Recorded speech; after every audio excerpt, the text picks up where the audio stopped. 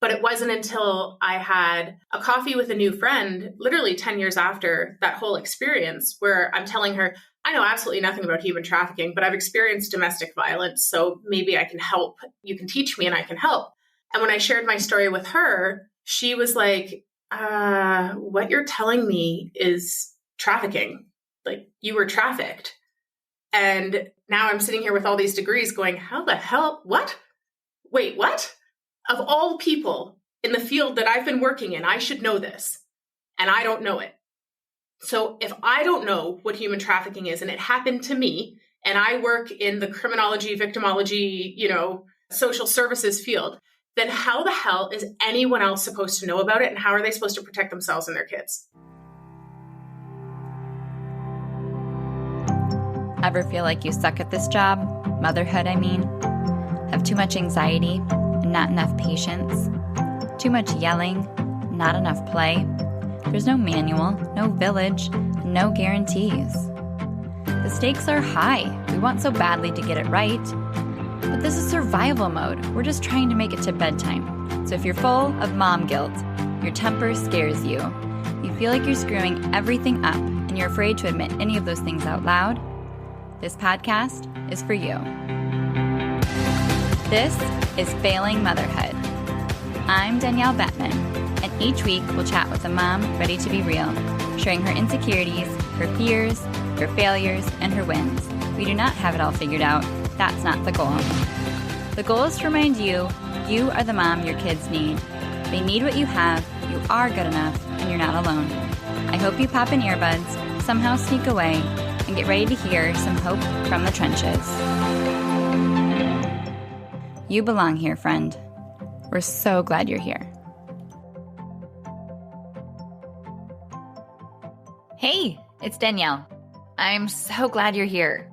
Today's topic is a heavy one, dark and possibly triggering, but we don't leave you hanging. It's not one that I would advise playing in the car with kids around, but it is necessary listening if you aim to be an aware, conscious parent in today's society, especially working on prevention. We're talking about human trafficking, and we have a lot to learn from my guest today. Alexandra Stevenson, a former trafficking victim turned activist, started her anti-trafficking work at 11 years old. 10 years later, she was trafficked. And it wasn't until another 10 years passed that Alexandra was able to identify what happened to her as trafficking. With a candid storytelling approach and strong academic background, she bridges communities, educates on tough subjects, and empowers change. She co-founded Uprising in Wyoming, her personal brand, The Laughing Survivor, in British Columbia as well. In today's episode, Alexandra not only walks us through her story, but depicts the truth about human trafficking, what it really is, why it's so hard to recognize and stop once you're in it, and what's actually worth spending your time on as a parent. While it's heartbreaking to hear and can easily send us spiraling with fear underground, she also emphasizes really practical things we can implement at each age and stage to help prevent our kids from being susceptible to this path. As we wrap up, she shares, in my opinion, the most important piece, how to put traffickers out of business for good. So share this episode with an anxious friend so they have more understanding and tools in their pocket, and check out the resources listed in the show notes. Let's dive in.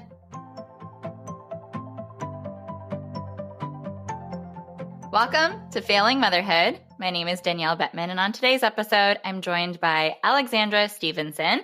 Welcome. Thank you so much for coming on the show. Hi, thank you. I love the name of your podcast. Well, when you came across my inbox, it said that you were known for swear words and dark humor and talking about real shit in authentic ways. And I was like, all right, we can get along. I need to have her on. I love that. Yes, I can see the link there. Absolutely. Yes. So we're not going to focus too much on your motherhood journey because you have so much depth to your story and like so much, topic content we want to be able to get into and all the wisdom there to share with listeners. But I always like to reassure all my listeners that you are not perfect and that even though you're an expert on something, you don't have it all together. So have you ever felt like you were failing motherhood?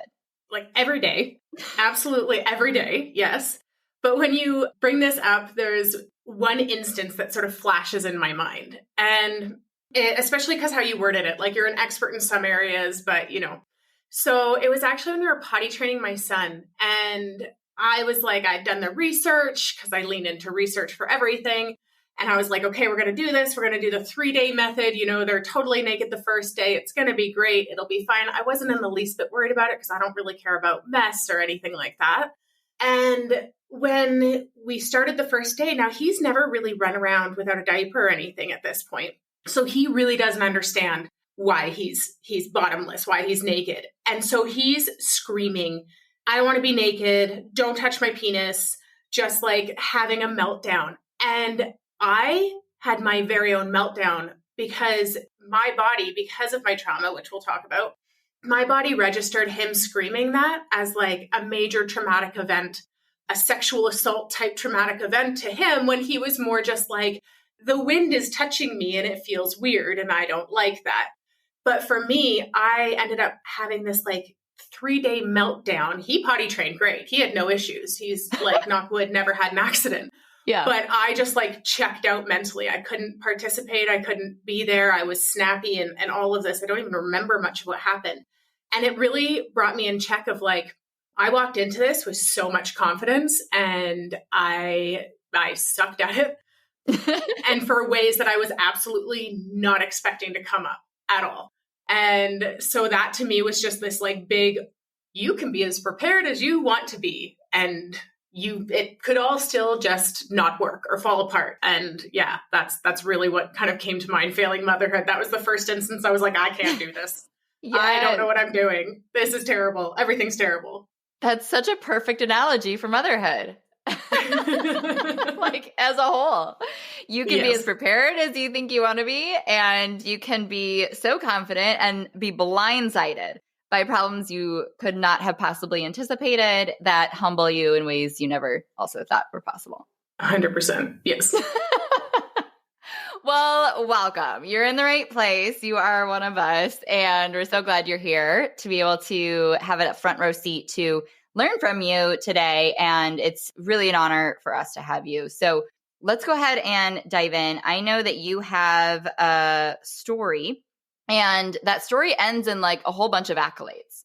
I think like a bachelor's and postgraduate certification and master's and all these good things. So tell us what those are first, and then we can circle back to how those came to be. Absolutely. I love that. Yeah, I'm going to start out really, really shiny, and then I'm going to show you all my dark parts. Yeah, let's do that. I love that. So I have a Bachelor of Social Science in Criminology. I have a postgraduate certification in Victimology with honors. I have a honors diploma in Community and Justice Services, and I have a Master's of Science in Psychology, graduated summa cum laude. Yeah, no big deal. No big deal. I'm a huge nerd. We love that though. But like, so did that come to be because that was always your dream as a kid, or, take us through the whole backstory? Oh yeah. Okay. So we're going right into the dark parts. Love that. So absolutely, I was a huge nerd as a kid. Throughout my adolescence, early adolescence, as every kid does, you like try on different things, right? Am I athletic? Am I creative? Am I cool? The answer was absolutely no to all of those things. But when I found advocacy, that's where I really found my niche. And that was at about 11 years old. A teacher had read us a story about child labor and child exploitation in other countries, and about a boy about a couple years older than me from Toronto. I live just outside Toronto, who had started a nonprofit of kids helping kids in Canada, helping kids who had fled or been freed from child labor in other countries. And it was the first realization to me that like, wait, everybody doesn't just have a happy family at home? What? Weird. And I got involved. So at 11 years old, instead of attending my first school dance, I was stuffing school and health kits to send overseas to kids. And, instead of getting into trouble after school or, I don't know what kids did at that age, because I was knocking on doors, collecting signatures for a petition to send to our government. And I'm pretty sure, as a parent now, if that was my kid doing that, I'd just be like brushing my shoulders off. Like, I have won the child lottery, like I have, this kid is just keep doing you. I have no more parenting to do. Like, you're parenting yourself at this point. Yeah. The problem was, that really didn't endear me to my peers, right? Like, that didn't make me a cool kid by any stretch of the imagination. Now, my hairy arms, my unibrow, and my round speckled glasses and majorly buck teeth, because I sucked my thumb until I was like 10, also didn't make me a cool kid. So I was, understandably, I was really, really desperate for love and acceptance, as everyone that age is, but because I was so ostracized by my peers, I was a little bit extra desperate. So when my best friend's uncle, who was in his 30s, showed me special attention, it felt really, really good. And I wasn't able to understand it as sexual assault for another 5 years. And it went on. It wasn't one instance. It went on. I was groomed and assaulted for about 5 years. And during that time, for a lot of it, I knew something was wrong because I knew not to tell anyone. He made it very clear not to tell anyone.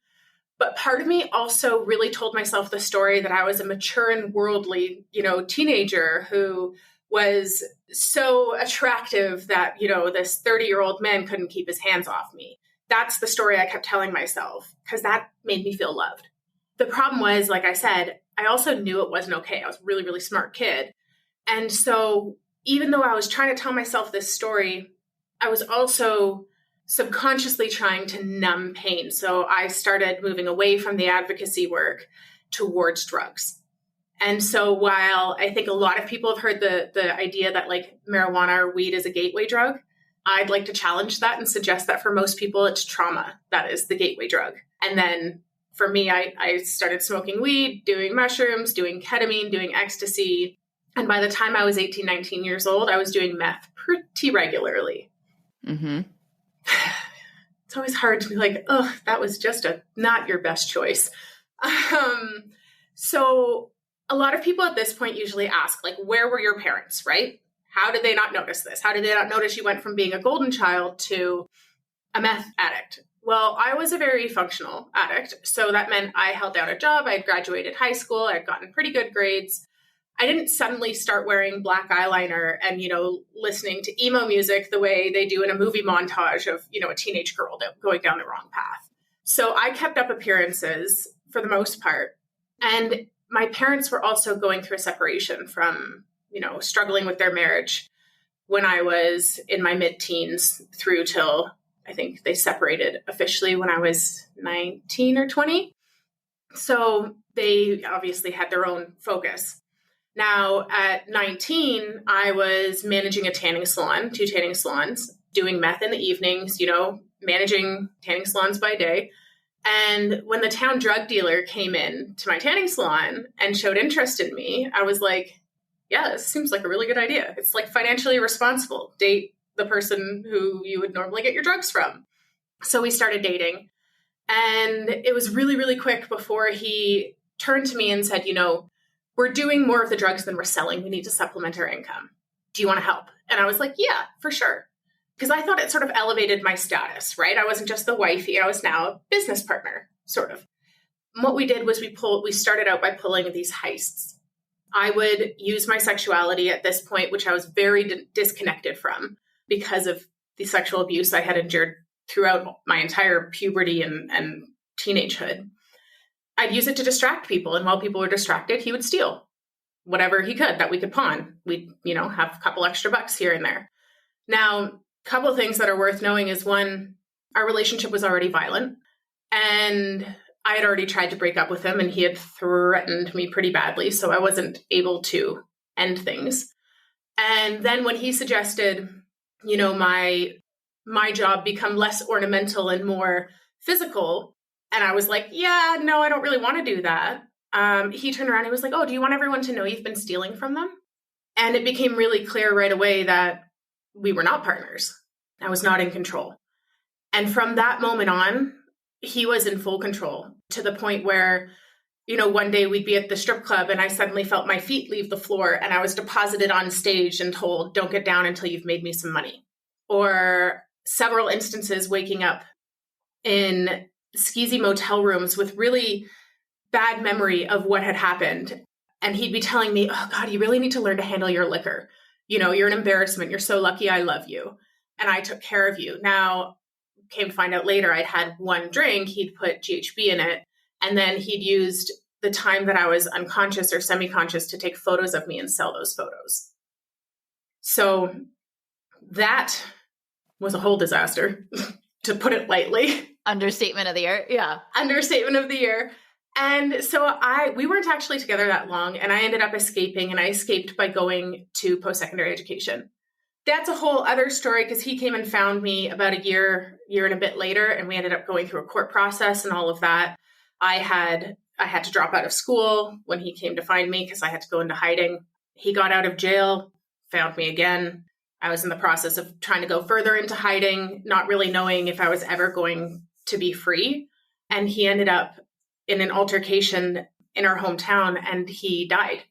And that was sort of the end of that for me. Wow. And then from there, I just nerded out for the next 10 years, collecting all those degrees and certifications and all of that. But it wasn't until I had a coffee with a new friend, literally 10 years after that whole experience, where I'm telling her, I know absolutely nothing about human trafficking, but I've experienced domestic violence, so maybe I can help. You can teach me and I can help. And when I shared my story with her, she was like, what you're telling me is trafficking. You were trafficked. And now I'm sitting here with all these degrees going, how the hell? What? Wait, what? Of all people in the field that I've been working in, I should know this. And I don't know it. So if I don't know what human trafficking is, and it happened to me, and I work in the criminology, victimology, social services field, then how the hell is anyone else supposed to know about it? And how are they supposed to protect themselves and their kids? So that is what launched me into the anti-human trafficking field. Well, yeah, that's a launch pad if you ever had one. Yes. The giant springboard of sorts. Oh my goodness. Yeah. So that you summed it up so perfectly. If you weren't able to connect the dots, how is anyone supposed to that's behind your journey in awareness and acknowledgement and learning and research and all of the things? Absolutely. Including I had a court, I finally had gone to the police. We went through a court case. The word trafficking was never brought up. There's so many gaps there where I'm like, human trafficking was not talked about in 2007, which is, when this happened, or certainly not talked about publicly. Even now we're working on educating law enforcement because not all law enforcement understand it. But I know why it happened, but I still have to kind of work through that anger of the fact that I wore the shame of thinking of my experience as domestic violence and a series of my own bad choices for 10 years before someone explained to me what coercive control is and psychological control and all of that, which is what encompasses human trafficking. Yeah. I mean, the weight of that shame had to be so strong for so long. Yeah, it's interesting. A lot of people who heard my story or friends who were around while I was dating my trafficker, and I still have a hard time calling him that because it's still weird to me to think of that. I've heard so many times, I didn't know half of that. I knew he was crazy and abusive and all of that, but I didn't know half of this other information. And I'm like, I didn't tell you because I wasn't about to promote that. As far as I was seeing it, I had made a bad choice that led to me selling my body. And there's not a lot of empathy for women over the age of 18 who find themselves on stage at a strip club or in a bedroom with someone and taking money afterwards. Right. Not only there's not a lot of empathy, there's even more misinformation and, Yes. Misunderstandings and false blame and just no real understanding of what that looks like and how to be able to detect it and what to do about it and how to prevent it, which is, where we'll get our conversation to hopefully by the end of today. But, take us through that vocabulary lesson. What are some of those concepts you just named, like coercive control or trauma bonding or, some of these things? What do we need to know as a 101? Absolutely. So first thing, what is human trafficking? Right? Because I think so many people, myself included, until I learned more, thought or would think of human trafficking as either the movie Taken, right? So It happens overseas. It doesn't happen in Canada or in America. It happens to those people over there, right? Whatever that means in your brain, it doesn't happen to us. It happens to those people. Or it is a huge crime ring with a Russian oligarch or something like this, and you're put in a cage and sold in an auction. That can be, I'm not saying that doesn't exist, but what we need to realize as what is more common in domestic human trafficking, so what happens within our borders, is I don't want to call it smaller because I don't want to diminish it. It's a massive, painful crime, but it can be as simple as a boyfriend saying, look, we're not going to make rent. You better go down to the landlord and, offer him a blowjob to get a couple $100 off rent or something. So I'll give a quick definition, and I'm not going to give the legal one because it's filled with legalese and we wouldn't understand. Confusing to me. But human trafficking is compelling or coercing a person to provide labor or services or to engage in commercial sex acts. This coercion can be subtle or overt. It can be physical or psychological. So I'm not talking about people in cages or handcuffed in basements. Most survivors I know were completely physically free the whole time, like myself. It's the psychological coercion. So that kind of brings us to that next piece, which I'll talk about trauma bonding as well. Like, what is psychological coercion? It is somebody who coerces or convinces you through manipulation, maybe threats of violence towards you or people you love, or threats of shame or outing you or whatever it is, to do something. And more often than not in trafficking, you don't have someone who just walks up to you and is like, if you don't sell your body for this amount of money, I'm going to do this, right? Like, most people would be like, yeah, fuck you, bye. I'm not going to do that. Thank you very much. Yeah, I'm absolutely not doing that. That I see no benefit to this. So how do they get people to do it? Through trauma bonds, through grooming and trauma bonds. So the stages of grooming starts with identifying a victim. This is where it's really important for us to understand that most people, same with sexual assault, obviously domestic violence, but it is not a stranger kidnapping situation. That happens, but rarely. Most people are trafficked by someone they know, love, and trust. Now, this may be someone who's within their inner circle, a family member, a boyfriend, a coach, a teacher, whatever. Or it could be someone they met online who has taken the time to build trust and fill their needs. Now, that's the second stage of grooming. And that is where they're going to be the most interested in you that any other human has ever been. They're going to ask all the questions. They're going to figure out what you don't say and between the lines of what you do say. So, do you feel unseen by your parents because your older sibling gets all the accolades and is awesome at something? Do you feel like your family doesn't have the finances to have the same things that the cool kids at school have? Do you really need a parental figure in your life, right? They're going to figure this out and they're going to fill those needs in whatever way to bond you to them. Next, they're going to start isolating you a little bit. Now, again, this is not locking you in a basement. It's more like, hey, come hang out with me on my side of town. That's where my friends are, right?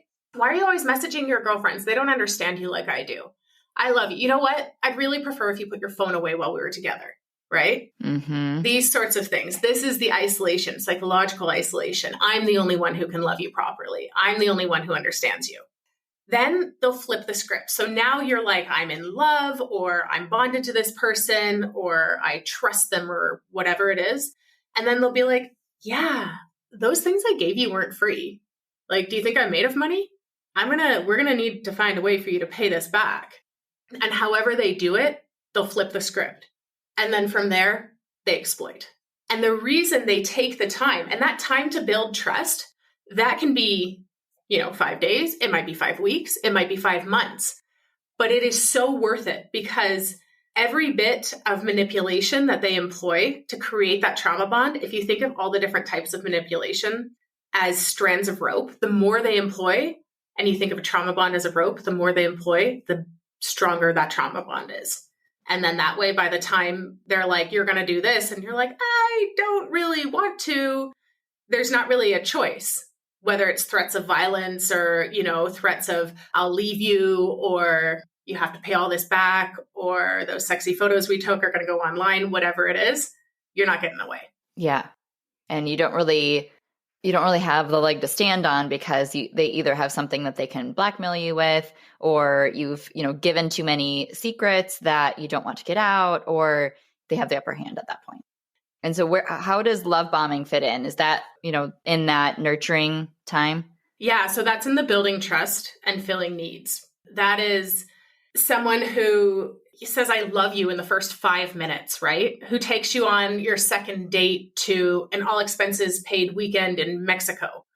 I'm not just saying someone who really, really likes you. Like, it's kind of nuanced, right? But if your gut is like, whoa, dude, that is wow. Or you can't even feel that because no one has ever shown you this much love. And some of your friends or family are like, a nice restaurant seems a little more appropriate than, an all expenses paid trip on your second date, right?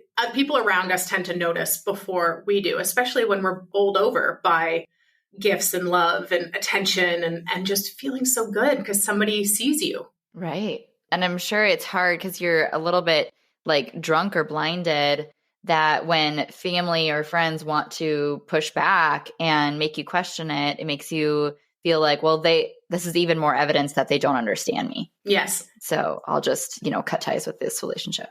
And knowing a trafficker will know who your close relationships are, will pick up on how they interact with you, and will more than likely be able to kind of predict what their reactions will. They're going to tell you to stop seeing me.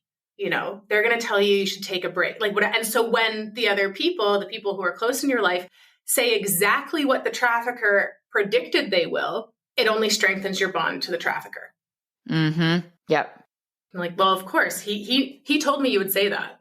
They're my mentor. They're my like, I need them now because they're so smart. Like, they saw this coming. 100%. I think one of the best, depending on how much you like animals, graphically descriptive example someone said once or gave me once is, if you try and put a frog in a pot of boiling water, it's going to jump right out, right? It's going to be like, F this, like, absolutely not. I don't want to be in there. But if you put a frog in a pot of cold water and very slowly turn off the heat, it will boil to death.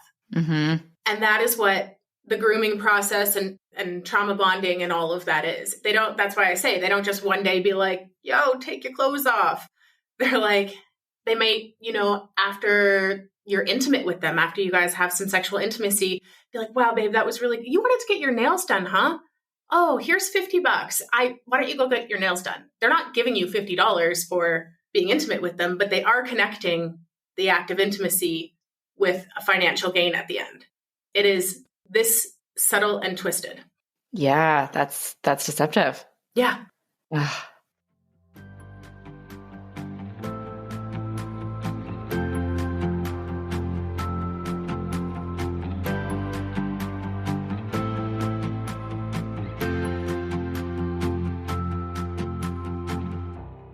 So, big emotions from little people are running the show at your house. Is that right? Do they fall apart when something doesn't go their way? Ugh, just once. Why can't they accept the fact that the answer is no? Am I right? The struggle is real. You're not alone, and you're in the right place. When your days are filled with relentless pushback, it is so hard to feel like a good parent. Especially when your in-laws aren't shy in sharing how they think your kids just need a good spanking. Every time you lose it when they lose it, you feel like a failure. The worst part is, without addressing the root of your child's behavior, you're doomed to play a fruitless game of whack-a-mole, reacting rather than preventing the next conflict. And next time, nothing's going to go differently. The good news is, when you have a handful of effective discipline tools in your pocket, you're able to step into full confidence as their parent. Parenting actually becomes a whole lot easier. I promise, you're not failing them. You just need more tools. So if you have a tiny human who's full of love and yet so difficult, if you can only be so nice for so long, if you've tried everything and still feel defeated on the daily, my free class, Authentic and Unapologetic, is for you. In this free training, I share 5 huge misconceptions in parenting strong-willed kids that inadvertently invite defiance, 4 mistaken goals they're using their behavior to meet and what to do about it, how to let judgment roll off your back and truly feel like the parent your kids need, and why what you're currently doing just isn't working and isn't going to anytime soon. So go to parentingwholeheartedly.com/unapologetic to access this exclusive free training immediately. That's parentingwholeheartedly.com/unapologetic. The link will be in the show notes.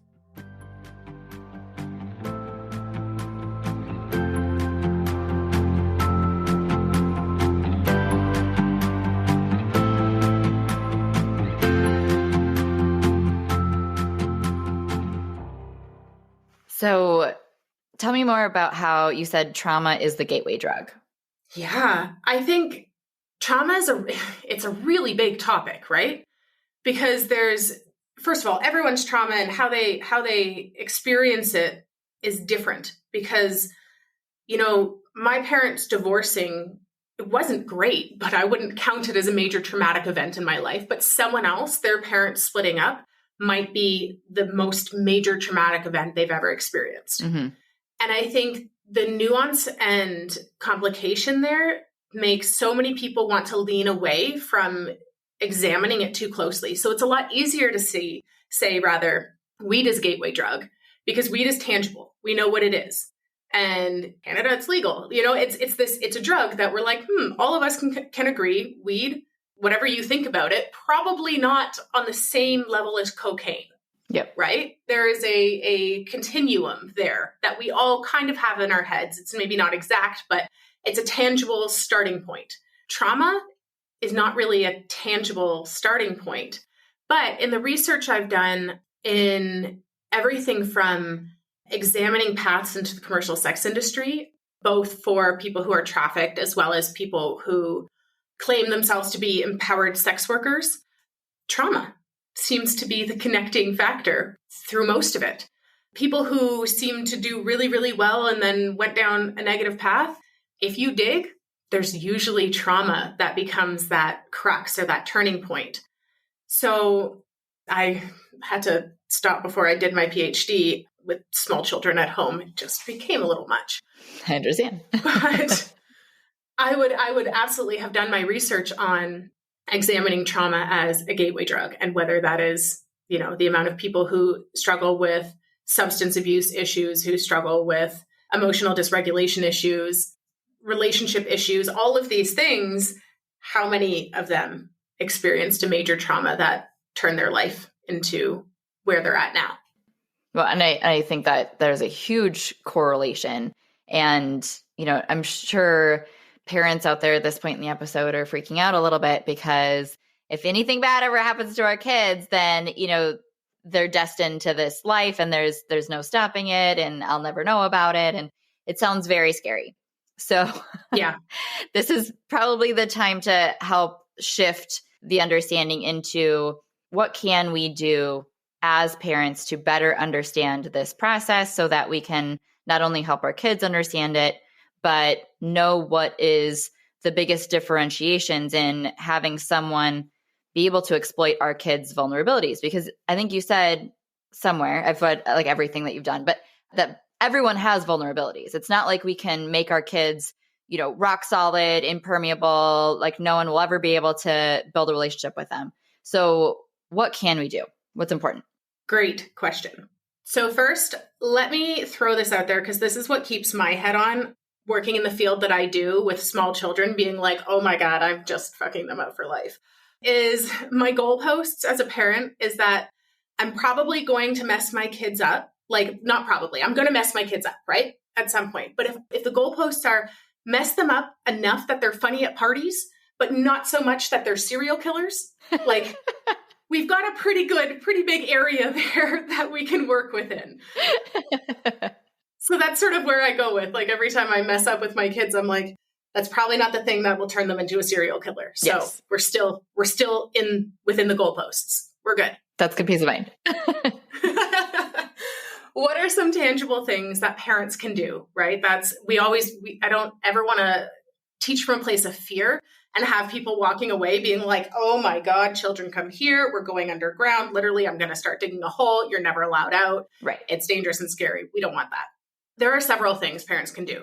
One, talk to your kid about vulnerabilities. This is obviously age and maturity appropriate. So it depends how old your kids are. If your kids are a little bit older, adolescent or older, you can talk to them about vulnerabilities. You can share what some of yours are now, what some of yours were when you were a kid, and recognize that pretending or thinking you don't have vulnerabilities makes your vulnerabilities more vulnerable, right? Because you're not aware of how someone might approach you. So I could share with my kids when they're a little bit older that I was really insecure about my looks, from the, one eyebrow to the buck teeth to the glasses, and right, wrong, or indifferent, looks don't matter. That you can say that all you want. It's not realistic in this world. And I was really insecure about my looks. So when someone came along and told me I was beautiful, that's all that I heard. That was like a key to unlock, me, that I needed that so badly. So talk to kids about vulnerabilities. Where do you feel insecure? How can you build some security there? And if you can't feel like you can do that right now, how can you recognize at least that this is a vulnerability? So that way you retain power over it. So if someone tries to use that to get something from you, you're going to be like, aha, no, I see you. I see what you're doing. Strange person on the internet calling me beautiful. Like, yeah, I get it. You can't do that. That's huge. I think that is really good for adolescents. One thing, if you have little kids, my kids are 2.5 and 4, I talk to them about consent all the time. And I don't sit them down and lecture them about consent because they would stop listening to me in approximately 2 seconds. Yeah. Yeah. But when I'm tickling them, if, every kid giggles, no, stop, I stop. And I say, hey, I heard you say stop. That tells me you don't want me touching your body, right? No, keep tickling. Oh, okay. Thank you for giving me consent. Tickle, tickle, tickle, right? These sort of things. What about when grandparents come visit the house? You have to say hi when people come visit our house because that's polite, but you do not have to hug or kiss people you don't know, or you don't feel comfortable. Even if it's grandma who comes every single day. Today, you don't feel like hugging and kissing grandma. You can wave or give a high five or come up with another solution. There's so many little ways. And I get pushback all the time of like, I gave grandma hugs and nothing bad ever happened to me. And I'm like, I'm really happy to hear that. I'm not saying you have to employ every single one of these things at every single interval it becomes available to employ. But if you try here and there, Santa pictures, we all as adults laugh at the pictures of kids screaming their faces off sitting on Santa's lap. But how are you teaching your kid if a strange man, I hate to be gendered, but that's how things work, but strange man ever asked you to sit on his lap and you don't feel comfortable, you don't have to, except for when I put you in your pretty party dress, it's make you stand in line for 2 hours and you have to go sit on that guy's lap. Make it make sense. It's harmless. Yeah. They don't. And they're going, you seem to be giving me mixed messages. So those are some tangible things you can do sort of from a young age to a more medium age. The other big thing is going to be online safety. Don't tell me you're not going to give your kids a cell phone until they turn 25. That's not realistic. Yeah. They will also get a cell phone. If you don't give them one, and this isn't me saying give your kids a cell phone when they're 6 because their friends have one. You decide what is the right time for your family. But if you're just, the internet's dangerous and therefore I don't want you on it, your kid will find a cell phone because your kid's friends will get upgraded cell phones and they'll get the old one, and there's Wi-Fi everywhere. So your kid's going to go online. So what you need to do is give them tools to utilize online safely, not to just be like, I don't want to see. You're not going there. This is where we don't go, because they will go. So if you don't give them the tools, they're going there without any tools to keep them safe. Right. No, that's huge, because we can't play ignorant. We don't have the privilege. No, I mean, think about it. When you're teaching your kid when they're young to cross the street, you don't just one day go, well, good luck, and wander off and hope they can scurry across the street by themselves. That wouldn't make any sense. I'd see you laughing, and it's exactly that is so ridiculous. But it's the same thing with online safety. You don't just suddenly hand them a cell phone and say, good luck, I hope you don't meet any predators. You say, okay, well, together, we're going to do this together at first. So no phones in bedrooms or bathrooms, and it charges overnight in the kitchen.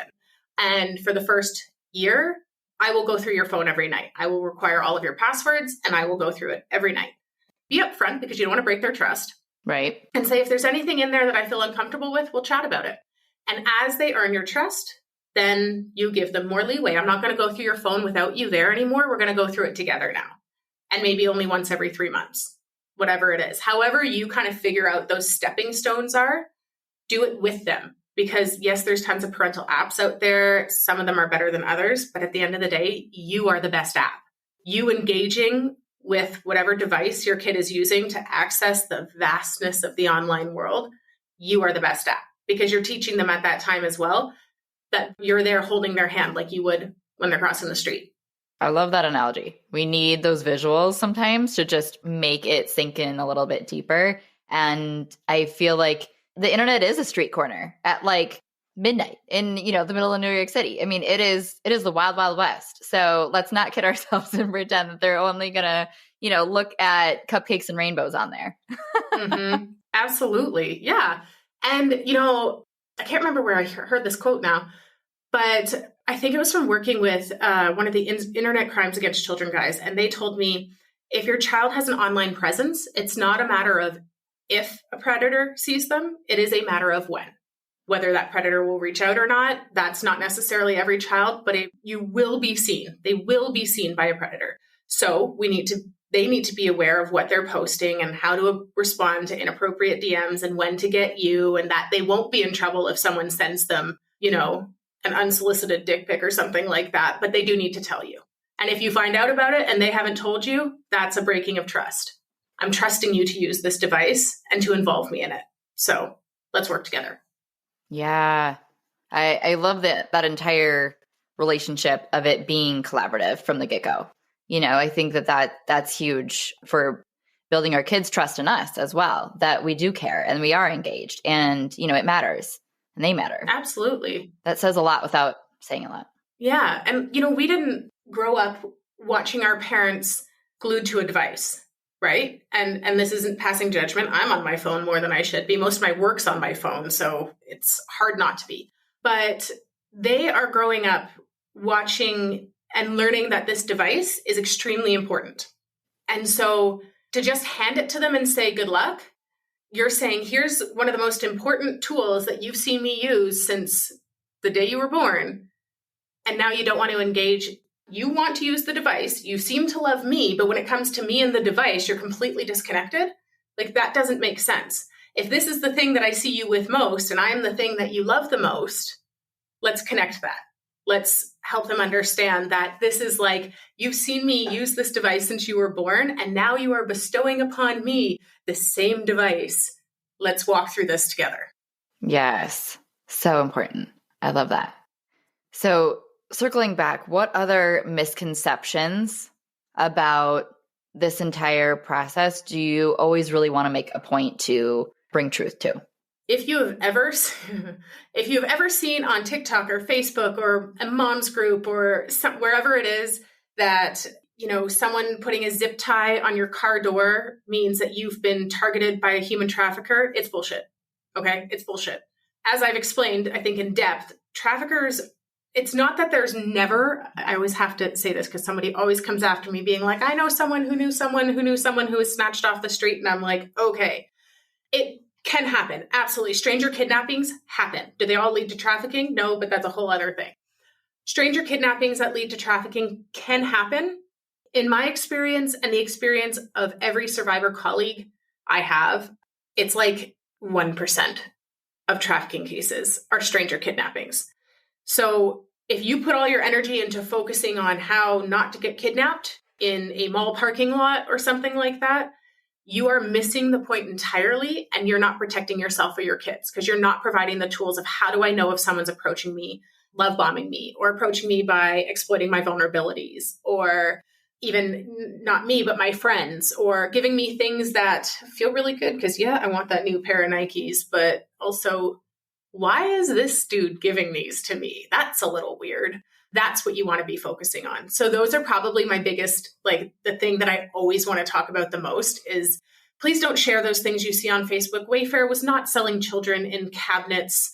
The best way to protect yourself from human trafficking is not more violence or more guns or anything like that. It is to understand tools, talk about consent, talk about vulnerabilities. And the talking about consent piece is not just about as your kids get older and they start, having boyfriends and girlfriends and all of that. You want to continue that conversation because you want people to on both sides, be able to feel comfortable giving their consent and revoking it if they feel uncomfortable at any time. And you want everyone to also be able to understand what consent looks like when someone is freely giving it or when someone is feeling uncomfortable and not saying no, but they're not necessarily saying yes either, right? Yep. So shifting the language that, sexual assault is no means no. No. Any sexual activity is yes means yes. Ongoing yes. Enthusiastic yes. Somebody kissing you back, not standing there like a statue, not having to convince someone to engage after they said no 3 or 4 times. We need that conversation to happen on both sides. So we're not just teaching people how not to be assaulted. We're also teaching people how not to assault, right? Yes. So huge and needs to be said. Absolutely. What are the most legit resources that we need to know about? Human trafficking hotline. I don't have it memorized, but put it in your show notes. There's a Canadian human trafficking hotline and an American human trafficking hotline. If you have questions, you saw something, you are unsure about something, you can call or text, I believe, or there's an online chat. So that's always an awesome resource. I actually have a nonprofit that I co-founded with the woman who I had coffee with, who helped me understand what happened to me. That's based out of Wyoming, and it's called Uprising. And we have a ton of resources on there for parents as well as for youth. Now, the resources for youth, we kind of say youth 12 and over. If you're under that age, better to access this with your parents, which, as we know, they will be collaboratively using your device with you. So you can go and do that. But on there is a lot of different things, from YouTube videos to books to conversation starters to words you should understand, all of that. So I love giving out our website because it's just a sort of collection and a plethora of resources for parents and kids. Fantastic, which is so needed, because trying to weed through the entire internet to find what is the most helpful and accurate can also be very overwhelming. So we need help with that, and be able to streamline that process. We'll definitely add both of those links in the show notes for listeners to go connect with. Absolutely. So to wrap up, tell me more about this statement that I absolutely loved from you that said, if we can find a way to meet people's needs, we can put traffickers out of business. Tell me more about that. Absolutely. People aren't trafficked because they're too stupid to not realize what's happening to them, right? People are trafficked because their needs aren't being met, and someone comes along and meets those needs. So that can be anything from a need for love, a need for a parental figure, a lot of those things I named earlier in the show. One of my other favorite quotes is, or something I say is, I'm really sick and tired of explaining to people why they need to care about other people. So if we just start with that as our foundation, care about other people, look at whether your neighbor needs help. Is their lawn getting overgrown? Well, instead of getting mad that it makes your lawn, not look as good or something, maybe go over and offer, because you might find out that they've just gotten divorced or just lost a parent or has a kid that had an injury or whatever it is. Care about people and meet their needs in the best ways you can, or help them find resources to meet their needs. This is on a micro level, like I said, your neighbor. It's also on a macro level. We need to fund after-school programming. We need to better fund teachers, because, oh my God, our teachers are with our children all day long. Who is going to notice if your kid is falling asleep in class? Because that deserves more questions than just a slap on the desk, like, wake up. But guess what? A teacher who is exhausted just needs kids to listen. A teacher who is well-resourced can spend more time asking questions, spend more time with individual kids who need help. So if we can find a way to meet people's needs on both a neighborly level, on a familial level, on a psychological level, on a food level, on a shelter, all of that, then we can put traffickers out of business, because that is their in. They meet needs that are not being met. So if someone is full up on their needs, then when, somebody comes along and is like, hey, I can, buy you this, they're like, yeah, I can buy that for myself. Thanks. Like, I don't need that. Or maybe it's not buy, like, hey, you're really beautiful. I know. Thank you. My dad tells me all the time, or my mom tells me all the time. Yes. So you're not starving for whatever pieces of mediocre, strings attached crap the trafficker is trying to feed you. You're just like, yeah, no, I'm full. Thanks. I want that world to be a reality, please. Yes. Working towards it. Yes. One parent that's listening to this at a time, you have the power to do that within your house and within your neighborhood, within the school community you're in. We have to start with the relationships next to us and build from there. And that's what I love about your work is you're very passionate about, like, we have the opportunity to change the world, and it starts, with the next person we talk to, right now. Yes, absolutely. So if you're listening to this and you're like, holy crap, I've absolutely thought that trafficking was zip ties on cars or all what I can't remember. I've heard so many ridiculous things. I'm sure. And I've talked about it at my book club. Like, we were all like, yes, we will look for those. Next book club, I'm going to go there and be like, okay, guys, human trafficking has nothing to do with zip ties. It's actually this. And we all need to go home and talk to our kids about vulnerabilities. You have just changed lives by having that one conversation. Like, now people are going to be looking at themselves and their vulnerabilities, looking at their kids and what they might notice instead of looking for zip ties. That can change lives right there. Absolutely. That's why I do what I do, is because the parent-child relationship is where, like, it's the home base for those needs.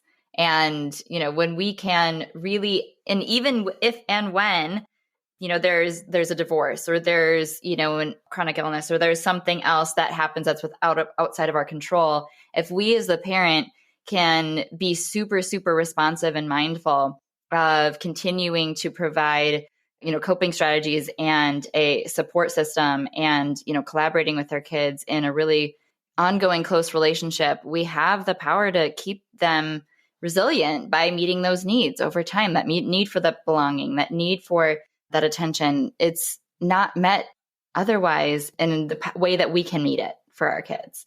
And I can't, preach that enough.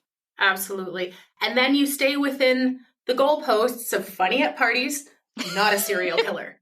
Like, winning. You're absolutely going to mess up your kid in some way or another, because we are human and nobody does anything perfectly, no matter how some of us really try when we struggle with perfectionism.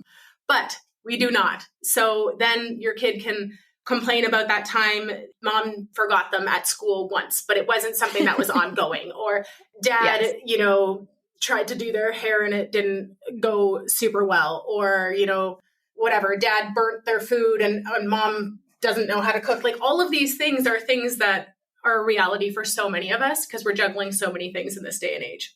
Those can become funny stories later on. Yep. Major assaults, trafficking, exploitation, those don't become funny stories later on. Right. So that is where you go, okay, how can I fill your needs so someone else isn't going to come along and do that? And then, when we're adults, we'll laugh about some of those other things, hopefully. Right. Such a good bottom line. So how can listeners connect with you and everything that you're up to? Absolutely. So Instagram at The Laughing Survivor, that's me. TikTok, though, I forget that TikTok exists. So really, Instagram is where to find me. www.thelaughingsurvivor.com. And yeah, send me, if you have any questions, I always try and answer DMs that I get. I will be posting more. I have some pretty exciting things coming up. I get to do a TEDx talk next year and some things. Woohoo. So follow along, ask me questions. If there's things you want to learn more about, it might give me some idea for content to put out. So there. Yes, we appreciate that. Symbiotic relationship. Yeah, I hear you. Awesome. Well, that's so exciting. And I think you're writing a memoir as well, right? I am. Yes. I actually am just finishing that up, and then we'll be heading out to try and find an agent and get that published. So keep your eyes open for that. If you go to my website, you can actually throw your email in. I promise I won't spam you with emails, mostly because I don't have the time to write emails. So you won't get anything from me until there is some announcement about my book. So Well, that's worth doing. So go find that. We'll put that in the show notes as well. Very exciting, and congrats on that. Thank you. It's a lot of work. Yeah. Okay. So then the last question I have for you is the question I ask every guest that comes on, which is, how are you the mom or the parent your kids need? Before I had kids, I decided to dedicate myself to being the person I needed when I was little. And while that doesn't always translate perfectly well, I think there is something in the raw honesty that I can give my children that wasn't how parenting was done when I was parented. Not to, talk badly about my parents at all, but that's just not how parenting was done. So for me to be able to apologize to my children is setting them up to understand that they deserve respect, and they deserve respect from people older than them. And I tell my kids all the time, you are just learning how to kid. I am learning how to mom. Yes. I'm still just figuring it out. So if I do something that you don't like, you can tell me and we can talk about it. And creating that relationship based in respect and collaboration is not something I had. That's just not how parenting was done, right? I'm the parent, you're the kid, shut up and listen. And so, while sometimes that is still the thing in my house, it's also, okay, well, when we have a moment, I can come in and I can repair and I can apologize. And sometimes it makes me want to bite my tongue off apologizing to a tiny little demon who has been terrorizing me for hours at that point. But the long term is worth it. I keep telling myself, I hope. Yes. Check back with me in 10 years and we'll see. And you're right. Like it's easy to not have that long-term big picture view when they are as little as they are at your house. But knowing what you know and wanting to have that long game always in view of the safety and the understanding that they have going into all of their future relationships, it makes sense that you keep that in the forefront. And those principles really, are the building blocks of, your parenting style. So I commend you for that. I mean, how lucky are your kids to have that level of safety and transparency and being able to know that they can approach their parent like that and knowing that what they are worthy of and how they are to be treated. That's amazing. I'm like, how lucky are your kids? And I just want to cry and be like, oh God, but I screw up so much. But exactly why you have this podcast is to be like, exactly. Yes, we all do. And we all do awesome things as well. So exactly. Focus on that. Yes. Thank you. So if we can drive home that point, then we all feel a lot less alone in those moments. Yes. So that's why I'm so glad you're here. Thanks again for all your time today, for your willingness to drudge up these, dark parts of you over and over so that you can advocate, so that you can, save lives and change the world. I mean, that does not go unseen. It is incredibly appreciated and important. And I know that that's exhausting as well. So continue to take care of yourself, and we can't wait to see what's next for you and follow that journey. So thanks again. Well, thank you so much. I love this. Thank you for this platform.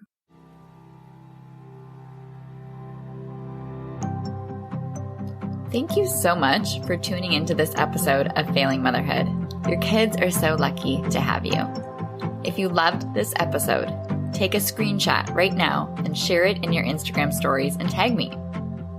If you're loving the podcast, be sure that you've subscribed and leave a review so we can help more moms know that they are not alone if they feel like they're failing motherhood on a daily basis. And if you're ready to transform your relationship with your strong-willed child and invest in the support you need to make it happen, schedule your free consultation using the link in the show notes. I can't wait to meet you. Thanks for coming on this journey with me. I believe in you, and I'm cheering you on.